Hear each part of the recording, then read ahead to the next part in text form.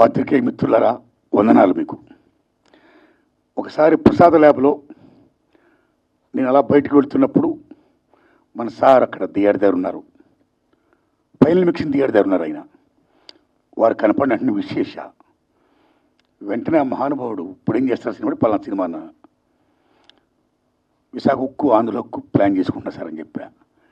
ఆయన ఒక మాట అన్నారు, నారాయణమూర్తి గారు మీ సినిమాలు సక్సెసా ఫెయిల్యూరా పక్కన పెట్టండి, మీరు చేసే ప్రతి అటెంప్ట్ కూడా ఒక అచీవ్మెంట్, మీకు ఎప్పుడు ఏ సహకారం కావాలని చేస్తాను అని ఆ మహానుభావుడు నేను అడగకుండా ఎంతో సహాయ సహకారం అందించాడండి.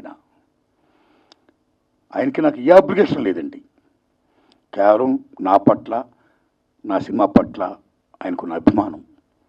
అందులో భాగంగా అయ్యా నేను యూనివర్సిటీ పేపర్ లీక్ అని ఎడ్యుకేషన్ సినిమా తీస్తున్నాను, దయించి మీరు చూడాలి, చూడడమే కాదు మీకు ఏమాత్రం నచ్చినా దయించి ప్రమోట్ చేసి నా సినిమా ప్రజలకు రీచ్ అయ్యేటట్టుగా హెల్ప్ చేయాలి అని నేను విజ్ఞప్తి చేయడం, నా విజ్ఞప్తిని మన్నించి ఆయన అమూల్యమైన టైంను కూడా నా కోసం వెచ్చించి నా సినిమాను చూసి ఈవేళ నా సినిమా గురించి ఆయన మాట్లాడుతున్నారంటే ఆయన నా హృదయపూర్వకంగా ధన్యవాదాలు చెప్తున్నాను.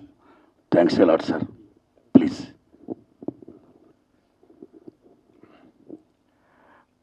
ఆయన ప్రేమతో చెప్తున్నారు, కానీ యాక్చువల్గా ఆ రోజు నేను ఆయన కలిసినప్పుడు, అంటే ఎప్పటి నుంచో నేను భీమవరంలో సినిమాలో రాకముందు నుంచి, ఎందుకంటే ఆయనది 32 సినిమాల ప్రయాణం, అదేమి చిన్న ప్రయాణం కాదు. నేను ఎందుకు ఆ మాట చెప్పానంటే, ఆయన సినిమా ఆడటం ఆడకపోవటం అనేది తీసి పక్కన పెట్టి ఆయన వన్ మ్యాన్ ఆర్మీ.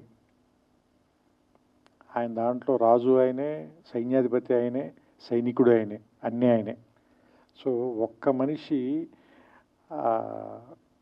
సినిమా ఆలోచన పుట్టడం దగ్గర నుంచి దాని ఎగ్జిక్యూషను, దాని తాలూకు రిలీజ్ వరకు సినిమాని తీసుకెళ్ళి జనం ముందుకి థియేటర్లో సినిమాని ఒకే ఒక వ్యక్తి ఇంత ప్రయత్నం చేస్తున్నారంటే, అది కూడా ఖచ్చితంగా ఏదో ఒక కారణం ఉండి తీరాలి సినిమాకి, దానికి ఖచ్చితంగా ఏదో ఒక ప్రయోజనం ఉండి తీరాలి. ఒక మాట మనం ఖచ్చితంగా మాట్లాడాలి, ఆ మాట వినపడాలి. అంటే నొక్కబడే గొంతుల గురించి మాట్లాడడానికి ఒక గొంతు ఉంది, ఆ గొంతు అందరికీ వినపడాలి. అది మనకు నచ్చచ్చు, నచ్చకపోవచ్చు, దాంతో మనం ఏకీభవించవచ్చు, ఏకీభవించకపోవచ్చు, కానీ వాళ్ళు మాట్లాడాల్సిన అవసరం ఉంది, అది మనం వినాల్సిన అవసరం కూడా ఉంది. లేకపోతే ఏం జరుగుతుందంటే, ప్రపంచంలో ఏకపక్ష ధోరణి అనేది రావటం మూలంగా రాబోయే జనరేషన్స్ చాలా సంకుచితంగా తయారైపోతారు. సో అందుకని విభిన్నమైనటువంటి గొంతులు, విభిన్నమైన అభిప్రాయాలు, వీటిల్లోని బ్యూటీ ఉంది. సో అలాంటి ఒక పార్శ్వం, అలాంటి ఒక అందం ఆర్ నారాయణమూర్తి గారి సొంతం. అది ఆయన తాలూకు శైలి, అది ప్రత్యేకం. ఇప్పుడు ఈ సినిమాకి వచ్చినప్పుడు కూడా నేను సినిమా ఎలా ఉంది అని ఒకే ఒక మాటలో చెప్పాలంటే, నేను 2.5 గంటల పాటు వచ్చి ఫస్ట్ కార్డు పడిన వెంటనే 162 నిమిషాలు అనగానే నేను కొంచెం భయపడ్డా. అయ్య బాబు 2 గంటల 40 నిమిషాలు ఇప్పుడు కూర్చొని చూడాలా మనం ఈ సినిమా? ఫస్ట్ వచ్చే భయం. ఎందుకంటే కరోనా తర్వాత అందరికీ కూడా ఏ సినిమాని కూడా 20 నిమిషాల మించి 30 నిమిషాల మించి చూడలేనటువంటి ఒక, ఏమంటారు దాన్ని, ఒక అది యాంగ్జైటీ అనాలా, అసహనం అనాలా, అలాంటి పరిస్థితిలో ఉంది ప్రపంచం మొత్తం. అలాంటి సినిమాని 2 గంటల సినిమా, 2 అవర్స్ ఇప్పుడు నేను చూసింది, 2 గంటల సినిమా చూస్తే, క్షమించాలి సమయం తప్పుగా చెప్పా, 2 గంటల సినిమా చూసినప్పుడు నాకు చాలా ఫాస్ట్గా పరిగెత్తి వెళ్ళిపోయింది, సినిమా అయిపోయింది.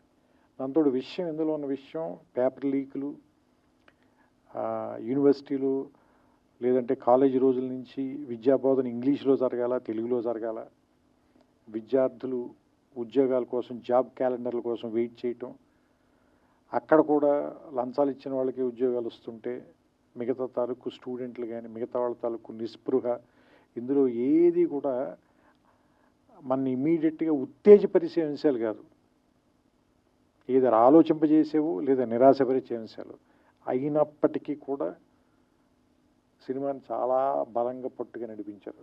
నేను అనుకోవటం అది మీ సిన్సియారిటీని అనుకుంటున్నాను. కేవలం మీ సిన్సియారిటీ మూలంగానే మనకి లోపల ఏదైనా ఒక లాంగ్వేజ్ వచ్చే లోపే మీ సిన్సియారిటీ వల్ల బ్రదర్ ఒక్క నిమిషం. అంటే మాకు ఏదైనా లోపల ఒక లాంగ్వేజ్ వచ్చే లోపే మీ సిన్సియారిటీ వల్ల దాన్ని ఏం మాట అనలేకపోతున్నాం.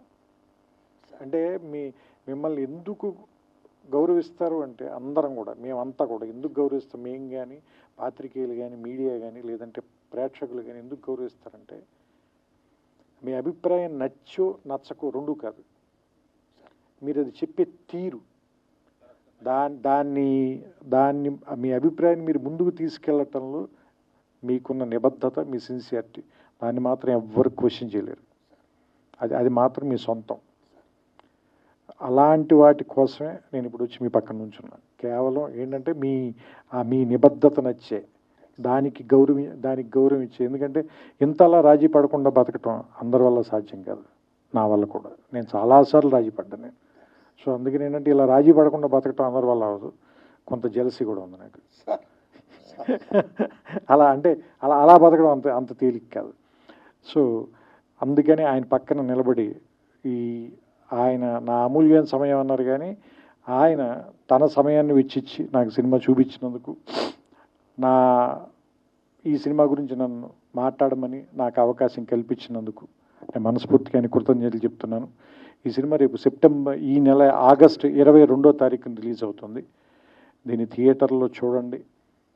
ఇలాంటి సినిమాలు ఎందుకు బతకాలి అంటే ఆర్ నారాయణమూర్తి గారు మరిన్ని సినిమాలు ఇంకా తీయాలి. ఎందుకంటే అర్ధరాత్రి స్వతంత్రం నాకు తెలుసు, ఒరే రిక్షా నాకు తెలుసు, చాలా సూపర్ హిట్లు కొట్టారు మీరు. You're super star in your own way. So ఇప్పుడు కూడా చెప్తున్నాం కదా, ఆ స్టార్ ప్రెజెన్స్ అయితే ఉంది. మీకు తెలుసో తెలీదో, మేము ఒక సినిమాలో క్యారెక్టర్కి మిమ్మల్ని అనుకున్నాం, కానీ నాకు ఎవరు ఏం చెప్పారంటే ఆయన చేయరని చెప్పారు. ఎందుకంటే మీరు రెమ్యూనరేషన్ ఆఫర్ చేసైతే ఆర్ నారాయణమూర్తి గారిని కొనలేరు అన్న. సో అంటే మీరు చెబితే ఎందుకు జనం ఇలాంటి విషయాలు మీరు చెప్తేనే ఎందుకు వింటారు అంటే, మీరు దాని డబ్బుల కోసం సక్సెస్ కోసం చెప్పరు, నిజంగా దాన్ని ప్రజలకు తెలియజేయాలని చెప్తారు కాబట్టి దాన్ని చూడడానికి వస్తారు, దాన్ని గౌరవిస్తారు. ఇప్పుడు నేను కూడా 2 గంటల పాటు నేను ఎందుకు గౌరవించి చూసి ఇక్కడికి వచ్చి మాట్లాడుతున్నానంటే దానికోసమే. సో ఈ సినిమా ఆడాలి. మీరు ఖచ్చితంగా నెక్స్ట్ సినిమా ఇంకా చాలా ఏమంటారు దాన్ని,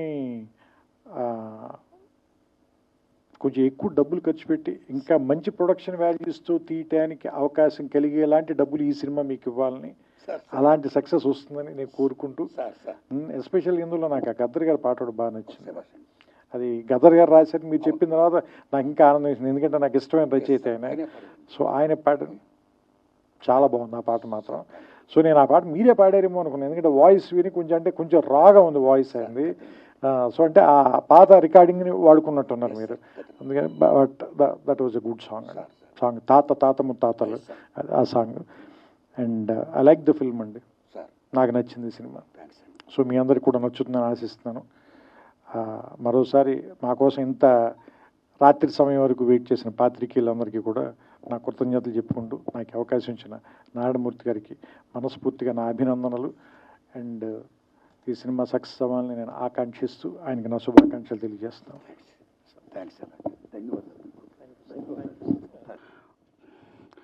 పాత్రికేయ మిత్రులారా,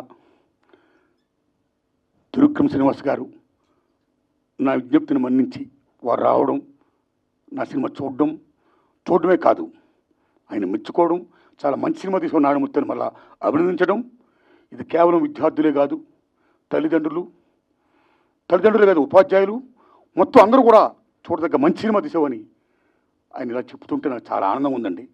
వారికి హృదయపూర్వకంగా ధన్యవాదాలు చెప్తున్నాను సార్. ఈ సినిమా ఈ నెల ఆగస్టు 22వ తారీఖుని రిలీజ్ చేస్తున్నానండి. ఓ ప్రేక్షక దేవుళ్ళరా, మీరు చూడండి. నా చిత్రం ఏమాత్రం బాగున్నా సరే 10 మంది చెప్పండి, ఆదరించండి. నేను ఇంకా ఇలాంటి చిత్రాలు తీయడానికి నాకు శక్తిని ప్రసాదించండి. వందనాలు మీకు. Thanks a lot.